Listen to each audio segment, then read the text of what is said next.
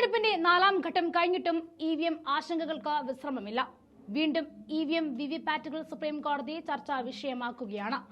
വിവിപാറ്റുകൾ 100% എണ്ണി ഉറപ്പുവരുത്തണമെന്ന ഹർജി തള്ളിയ വിധി പുനഃപരിശോധിക്കണമെന്നാവശ്യപ്പെട്ട് സുപ്രീം കോടതിയിൽ ഹർജി നൽകിയിരിക്കുകയാണ് അരുൺ കുമാർ അഗ്രവാൾ. ഏപ്രിൽ 26 വിധിയിൽ തെറ്റുകളും പിഴവുകളുമുണ്ടെന്നും പുനഃപരിശോധന ഹർജിയിൽ പറയുന്നുണ്ട്. വിവിപാറ്റ് സ്ലിപ്പുകൾ ഉപയോഗിച്ച് ഇവിഎം വോട്ടുകൾ കണക്കാക്കുന്നതിലൂടെ ഫലം അകാരണമായി വൈകുമെന്നും ഇതിന് ആവശ്യമായ മാൻ പവർ ഇരട്ടിയാകുമെന്നോ ഉള്ള വാദങ്ങൾ ശരിയല്ല എന്നാണ് ഹർജിയിൽ പറയുന്നത്. വോട്ടുകൾ കൃത്യമായി രേഖപ്പെടുത്തിയിട്ടുണ്ടെന്ന് വോട്ടർമാർക്ക് പരിശോധിക്കാൻ ഇലക്ട്രോണിക് വോട്ടിംഗ് മെഷീനിൽ സാധിക്കില്ല.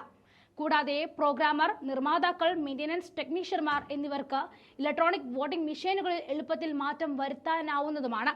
അതിനാൽ ഏപ്രിൽ 26 പുറപ്പെടുവിച്ച ഉത്തരവിൽ പിശകുകളുണ്ടെന്നും വിധി പുനഃപരിശോധിക്കണമെന്നും ഹർജിയിൽ പറയുന്നു.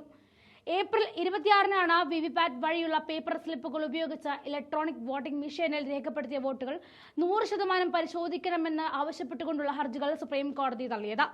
ജസ്റ്റിസ് സഞ്ജീവ് ഖന്നയും ജസ്റ്റിസ് ദിബാങ്കർ ദത്തയും അടങ്ങുന്ന 2-അംഗ ബെഞ്ചിന്റേതായിരുന്നു ഉത്തരവ്.